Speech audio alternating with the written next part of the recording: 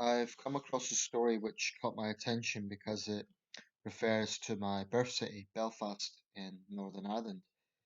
Um, I'm just going to read out the report because it isn't too long. Um, and here it is. I'll put a link to it as I always do with these things. The report's by David Young for the Press Association. Residents protest over Chinese consulate wall built without planning permission. Residents and protesters outside the Chinese consulate in Belfast after completion of a new boundary wall built without planning permission. Construction of the wall and new entrance gate by the Chinese authorities has been at the centre of a long-running dispute between the consulate and its neighbours. During the summer, Belfast City Council attempted to obtain a court injunction to halt the building work in what is a special conservation area, but the Chinese cited diplomatic immunity, insisting the consulate was not subject to the jurisdiction of the court, and the judge ultimately ruled she had no power to intervene to prevent the works around the historic building on the affluent Malone Road in the south of the city. A temporary metal fence which was placed around the construction during the summer months has now been removed. Several residents staged a picket outside the consulate on Tuesday morning to demonstrate their ongoing anger.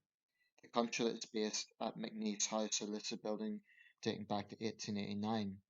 Chinese authorities have previously insisted the new wall respects the character of the area while meeting its security requirements.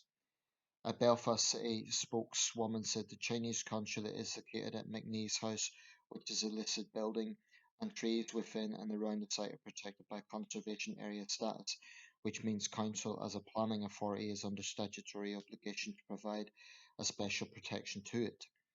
There were ongoing works at the site which were in breach of planning legislation. These works attracted a significant number of complaints from local residents and elected representatives. The consulate asserted diplomatic immunity in respect of the works, and the council was working with the consulate to try and resolve residents' concerns. When that was not possible and works remained ongoing, council had no option to apply for an injunction in order to safeguard the protected building, trees and conservation area. Regrettably, the court did not find in the council's favour. Okay, there's a few things to consider there. The court is implying that their hands were tied, and that may unfortunately be true. Diplomatic immunity can be a very, very controversial area around the world. Um, another ongoing example we have, of course, is the death of young Harry Dunn, the Norfolk teenager who was killed by the wife of an American diplomat, Anticulus. Now, that caused some degree of tensions with our American allies. So, you can even see it between countries that are nominally close. Um, this and that is that it is possible that she could have a long distance remote trial, which I think might be the best solution to that situation. And the family, I think, have been very reasonable. They've always said they're not looking for her to be prosecuted. They just want her to be held to account, which I think is very reasonable. Um, but back to this case. To me, I just read sheer arrogance from the Chinese side. I think they're just throwing around the weight because they can, and I think there's other examples of this around the world. Recently, there was troubling footage that emerged of a Chinese diplomat literally walking on children as he arrived, as his plane arrived. Um, it was somewhere in the Pacific. I can't recall exactly. I think it was the Marshall Islands, but don't quote me on that. I'm not 100%. I can't recall 100%. Anyway, some sources said, well, it's a local tradition that goes back a long way, and it's set out for all visiting dignitaries. If that's true, then maybe it isn't such a dramatic thing as it seems. However, the optics don't look good, and I would say the Chinese diplomat would still have had the option to politely decline that because of the bad optics, but he chose to do it. Um, Certainly, I've never come across that before, if it is a standing tradition. Um, but this thing about diplomatic immunity, the side said that they're going to respect the character of the local area. I doubt it. Um, I think it's just them throwing the weight around and saying, we're going to do this because we can, and we want to show that China's strong in the world and you can't touch us. I honestly believe that is likely what they're doing. So, what's the solution? It may be that the court and the council have their hands tied, they can't technically do anything.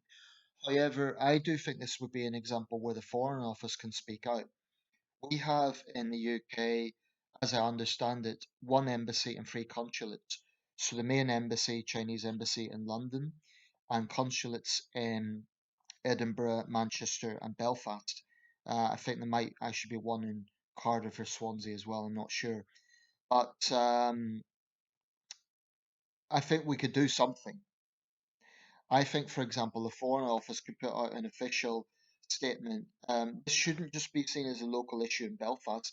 I think if this continues, it should be seen as actually an insult to the UK. Northern Ireland's part of the UK, and I think the Foreign Office should make some sort of official statement like, whilst we recognise diplomatic immunity, we see this as a provocative act and an unnecessary act. I mean, what justification does the embassy have for expanding?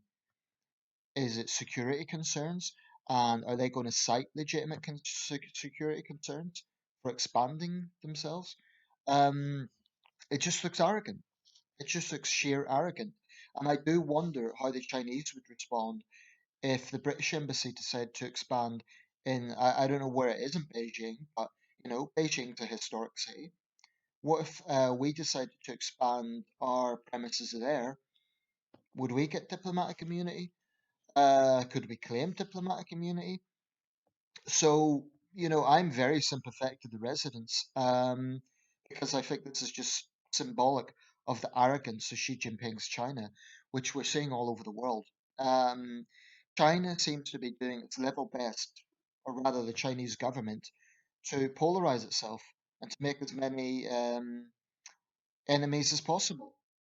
Um,